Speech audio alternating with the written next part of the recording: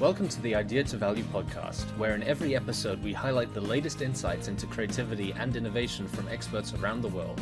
I'm your host, Nick Skillicorn.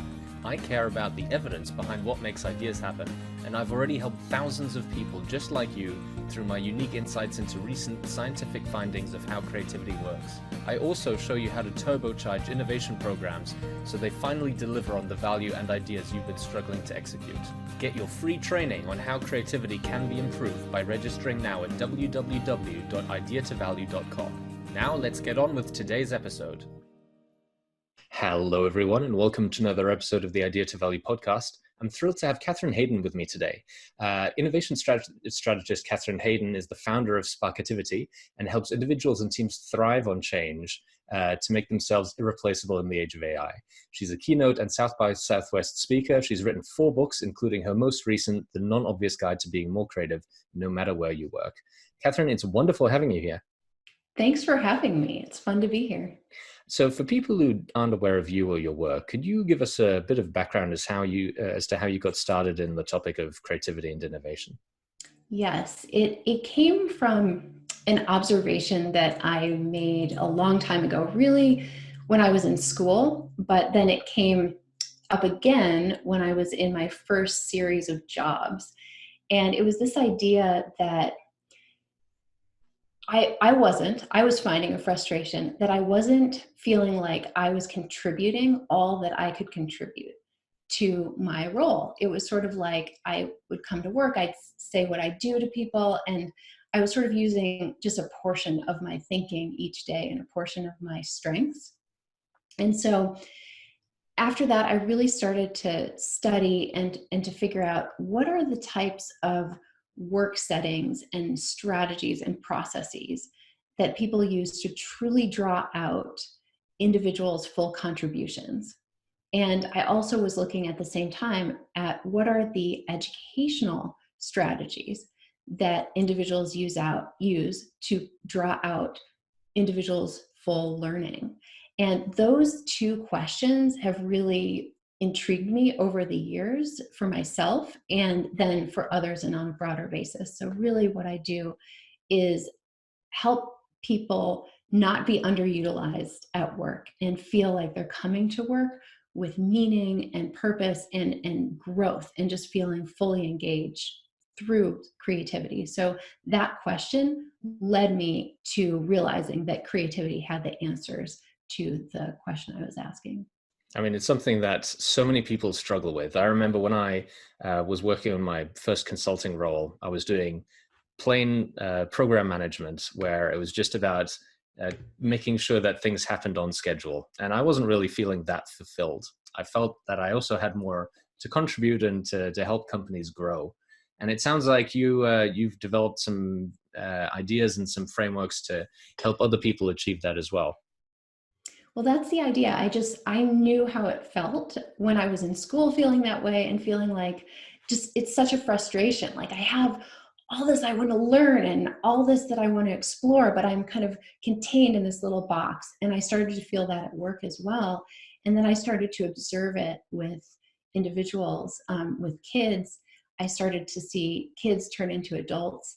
I started to see more people experience that at work, and it all kind of came together under the banner of creativity. So tell us about the work in your most recent book, The Non-Obvious Guide to Being More Creative. What are the main sort of theories and insights you got when writing that?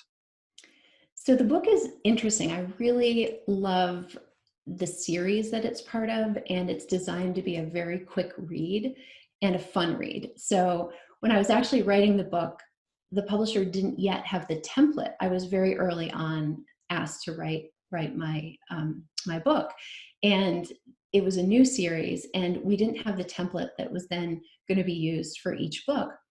And I wrote the book in kind of a narrative style and kind of turned in my manuscript, and something wasn't right about it. And then they said, oh, well, we have this template now that the new authors are using. Why don't you now put your book into this template? And I thought, I can't put my book into this template. And really it took rewriting it, and it actually made it a lot more fun when I was able to do it, because there were so many charts and graphs and visuals and downloadable icon opportunities and things like that that made the book so interactive. And that's kind of the purpose of it. Its tagline is like having coffee with an expert. So I was tasked with putting in all of my kind of top tips and my, if somebody asked you to sit down for coffee to talk about creativity, what would you say? What would you say to help them apply it at work? And so this book is filled with a lot of things that I've learned over the years, and all structured in the framework of the science of creativity, the framework of research. So everything is tried and true practices, but a lot of new insights emerged. And one of my favorites is that I think the way I say it now is that I really like to work with leaders who are after possibility. So I have kind of a series of articles that I'm working on now called Leading for Possibility. And this comes from a couple concepts in the book. One is called possibility questions, and one is possibility ecosystem. Have you heard of either of those? Not yet. Which would you like to hear about, if any? Let's talk about the possibility ecosystem. So that is basically the idea that you can deliberately create in whatever context that you are in, whether a work context, a family context, a community context, whether you are working with a large group of people or you are working one-on-one with another person, you can create a possibility ecosystem, which is what I call it, which is a context that supports growth, it supports new thinking, and in general, it supports creativity. And there are a number of different ways that you do that, but really you're looking at three different components, three different pillars. So the first pillar is really mindset based. How do you view yourself? Do you think that you are capable of thinking creatively? Do you know your creative strengths? The second component is how you view and interact with others. So how do you view others? Do you believe others are capable of thinking creatively? Do you see their potential creative strengths? How do you interact with them? How do you give feedback? That type of thing. And then the third pillar is, are you able to use a creative process? Do you have tools and strategies that you can use to support working in such a way that draws out rather than shuts down new thinking? It's interesting you mentioned a creative process. For all of our viewers listening from the future, we're currently at the end of March 2020. And if your grandparents tell you stories about what happened then, what we're living through right now is there's a virus going around the world that's causing everyone to basically stay at home and work from home. And it's completely changed the way that a lot of people are working.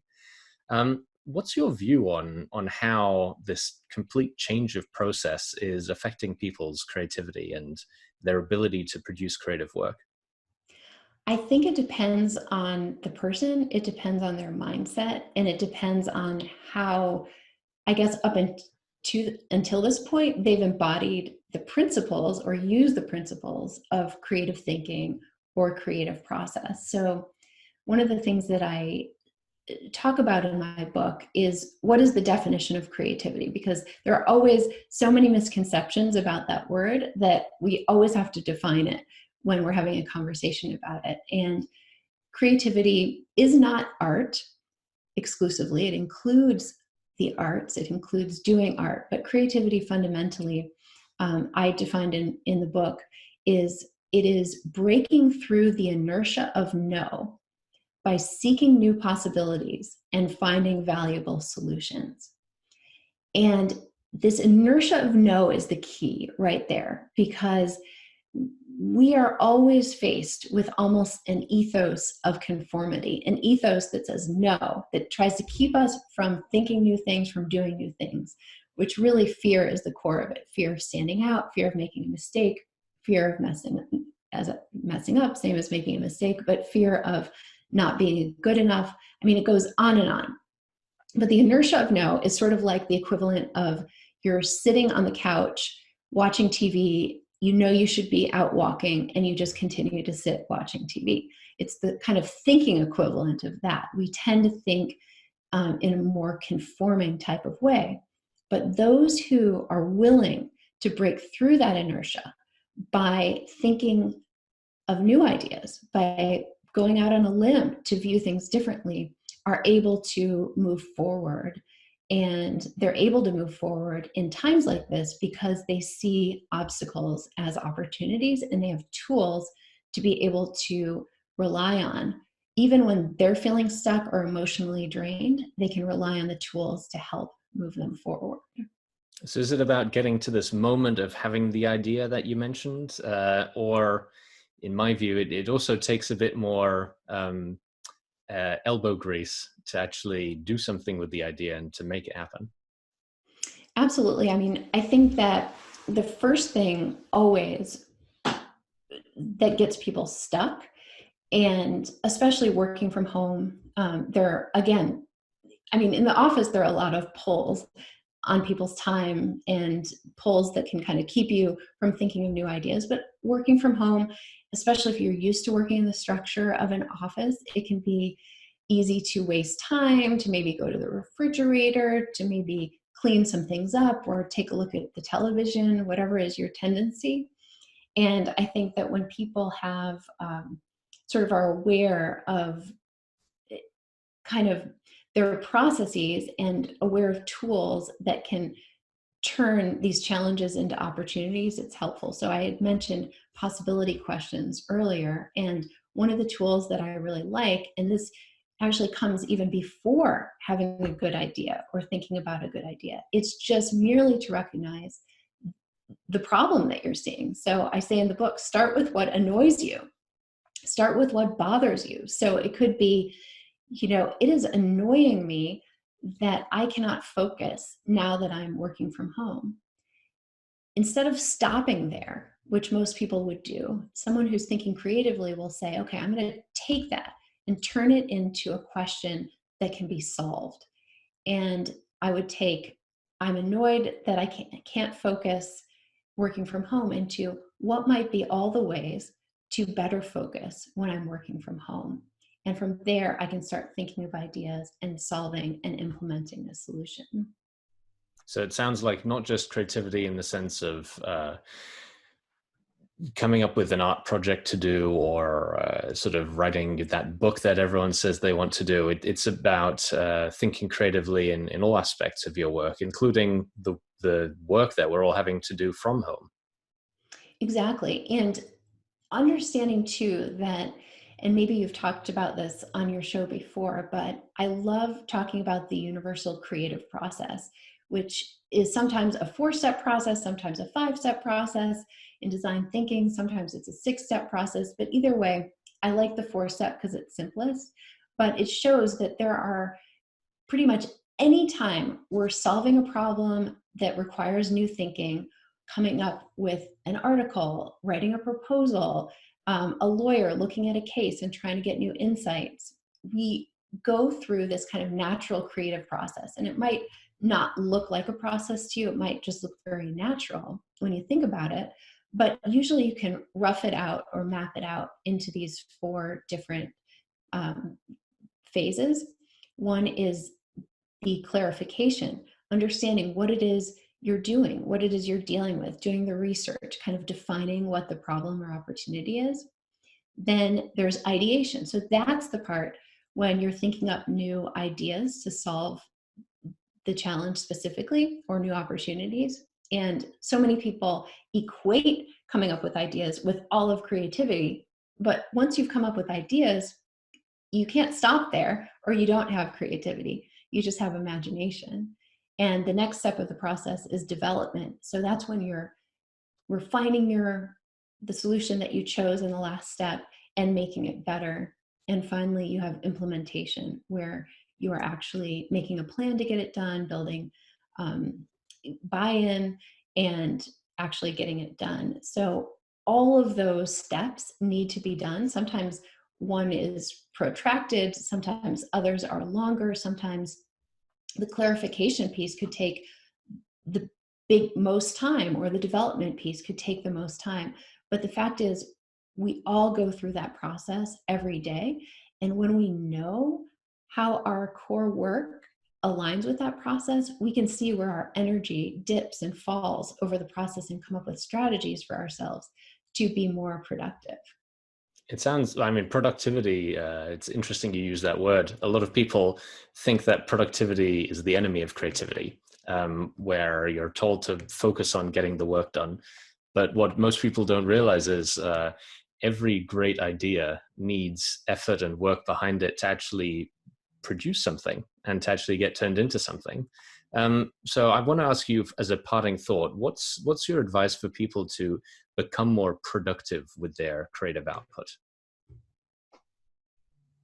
So just in terms of, maybe they have a challenge of, they have lots of ideas, but they're not able to carry it through, that type of thing? Certainly, yeah. Well, I think, again, breaking your process down into those 4 categories. I just was writing an article, and it will probably be up on my blog by the time, I'm sure it will be up on my blog. So people can check my blog at sparkitivity.com for the article. But I just wrote an article on this topic, and I'm also a poet. So this article talks about the creative process and how, for a long time, I had a dream to write a poetry collection. And a friend who was a published poet once told me, well, in order to write a poetry collection, you need to write hundreds and hundreds of poems. And I thought, I could never do that. I write about 2 or 3 poems a year when I'm very inspired. I was operating under the belief that creativity was driven just by inspiration. I didn't know about creative process at that time. So I did publish a poetry collection a couple of years ago. And that was after maybe 2.5 decades of not publishing a poetry collection because I didn't write enough poems. And the thing that changed was that I understood creative process. I understood that it took a lot of practice for me to go through all the steps of the creative process in order to be productive with it. I also realized that there's one part of the creative process that I have very little energy for. And that was kind of the refining development piece of the process. And I realized that if I could make some strategies, that's kind of actually the bulk of the process in poetry writing is development. It's like you have an idea, you have a draft, you refine it again, you tweak it again. I mean, it goes on and on and on, like a lot of things. But that wasn't the part that I really liked the most. But I actually came up with some strategies that varied it for me and made me like that part a lot. And it became my favorite part, actually. That's how I was able to overcome that tendency to procrastinate and the feeling that I wasn't going to be able to write enough poems. I saw my process, and I was able to make kind of fixes in that process to make it more deliberate. And the other really important point is that I wasn't looking for perfection straight away. I could see that a new idea has to go through a process. Before, I had the thought that really a poem should just pour out of me. I should just have an idea and write the perfect poem. But then when I started to see it as a process, and I could write a horrible poem, and through the process, it could become a good poem, that really helped me turn it around. So I think that that idea of understanding your process, where your ups and downs lie in that arc, and then always adopting this mind frame, this mindset of prototype mode, where everything's an experiment, so you don't have to feel like you're going to fail. Just, if it doesn't work, just know it was an experiment, reflect on it, figure out what worked and didn't, and make tweaks for the future. Inspiring words. Kathryn, it's been wonderful having you here. If people want to find out more about you and your work, what's the best place they can go to find out more? They can come visit me at sparkitivity.com, and I'll spell it. It has 3 I's in it. So SPARK ITIVITY.com.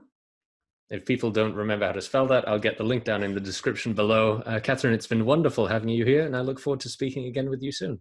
Well, thank you so much for having me. Thank you so much for listening. If you liked it, please like, share, and subscribe, and leave me a comment about what you thought and what you'd like to see more about. If you want to take your creativity and innovation capabilities to the next level, then invest in yourself with the premium training only available at ideatovalue.com. These exclusive training modules have all been put together by me, Nick Skillicorn, and have been used by thousands of artists, innovation leaders, and CEOs to become better at understanding the source of their creativity and executing on their innovation ambitions. And there is no risk to you, as they are backed by our money-back guarantee. Now, don't forget to go out there and make your ideas a reality. See you again soon.